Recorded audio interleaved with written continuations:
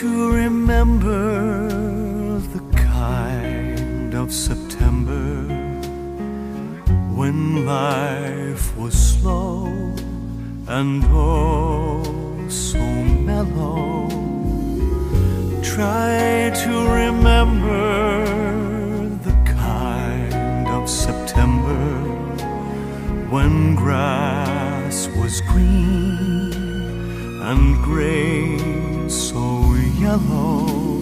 Try to remember the kind of September when you were a young and callow fellow.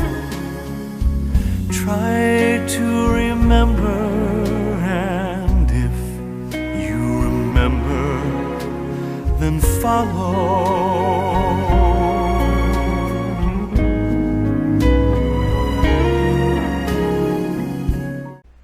Who was James Ruesch? He was my wonderful father.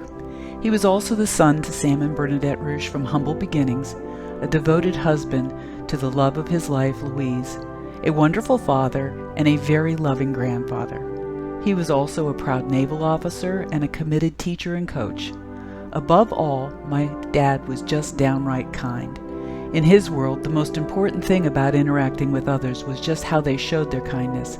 He was kind of an expert on kindness because it came so naturally to him.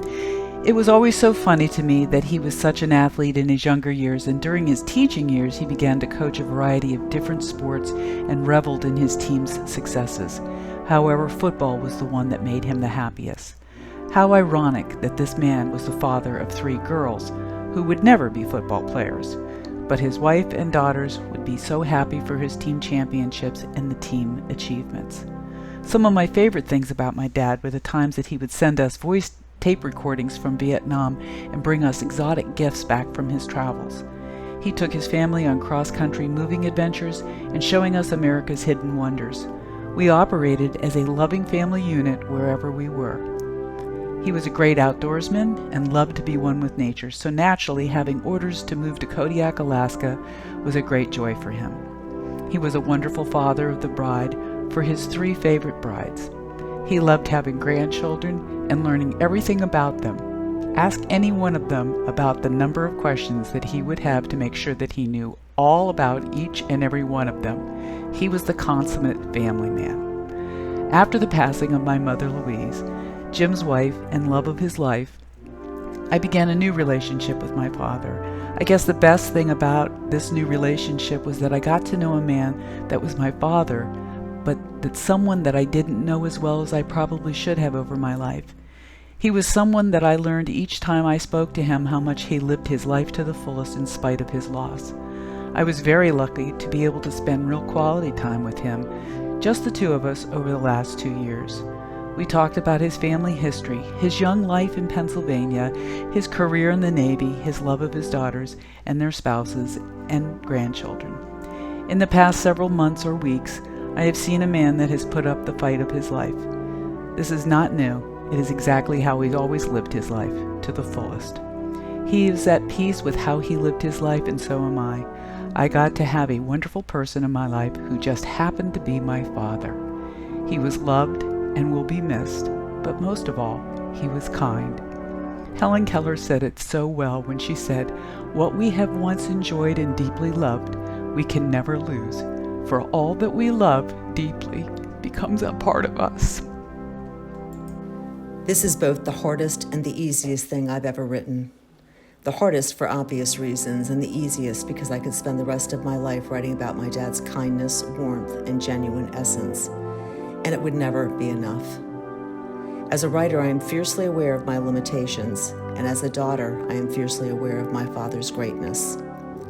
His character was too honest for words, his warmth too abundant to describe, and his passion for family too colorful for paper.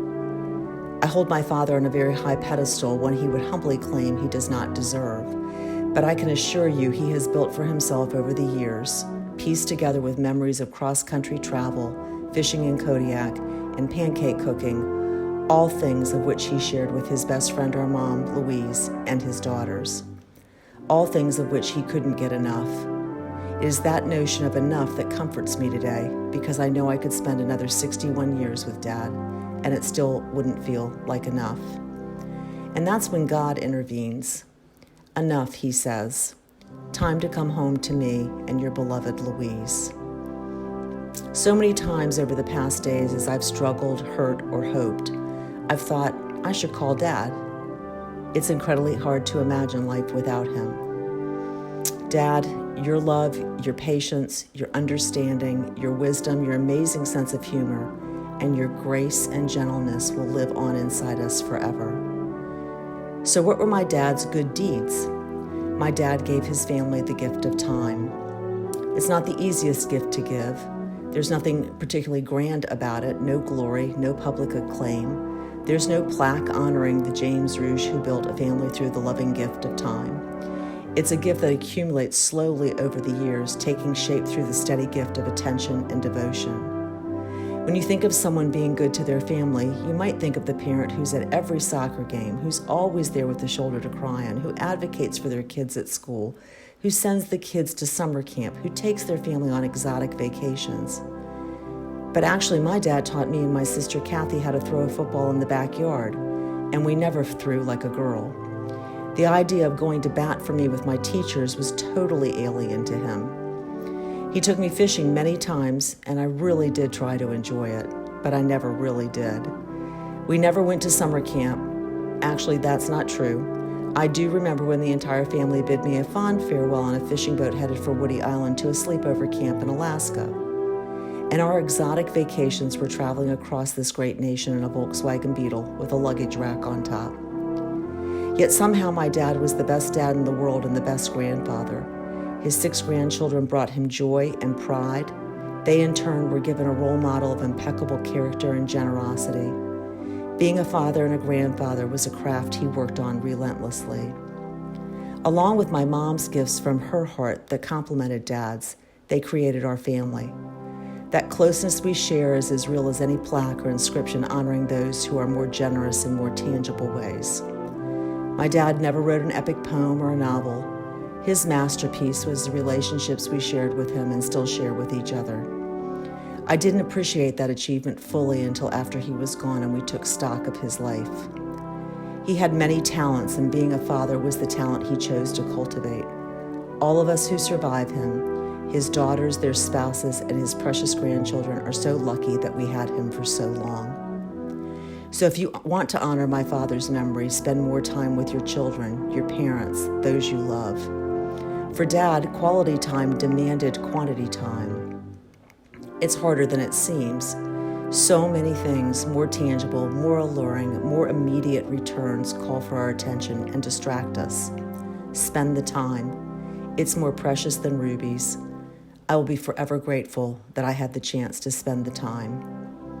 And if you are as lucky and devoted as my father was, perhaps love can defy the odds and flow uphill as it surely did from all of us toward Dad.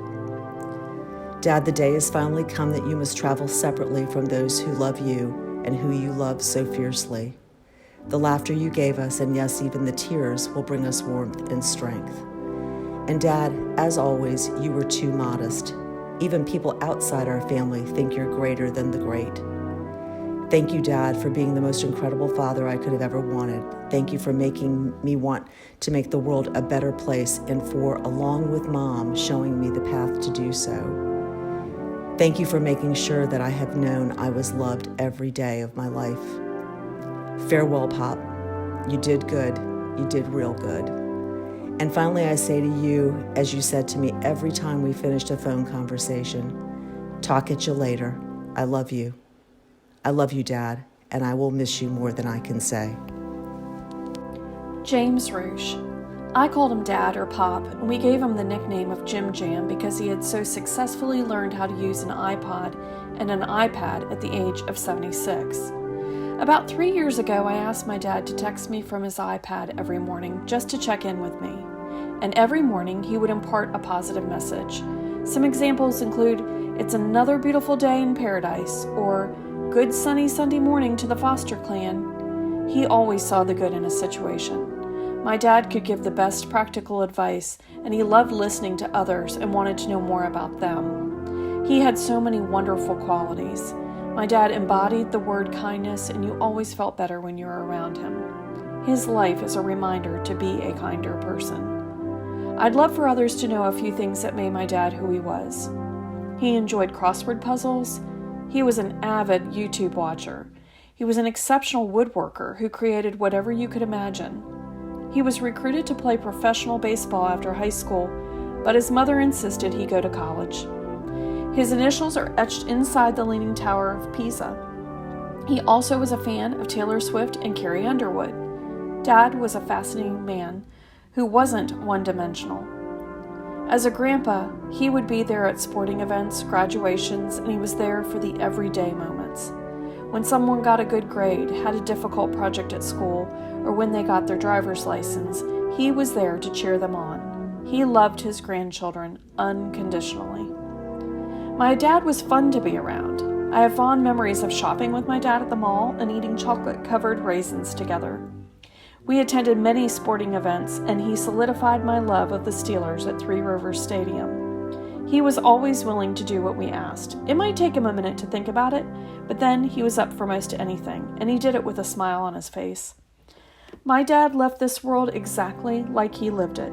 He planned and organized his last days, and he did it surrounded by love. As we mourn our father's death, I realize that as sad and heartbroken as we are here, there's an equal amount of joy and happiness in heaven as my dad reunites with my mother once again, and that brings me endless comfort knowing that they are together. I can't even imagine what that reunion must have been like. I'm so grateful to have had such a wonderful role model in my life. I love you, Dad.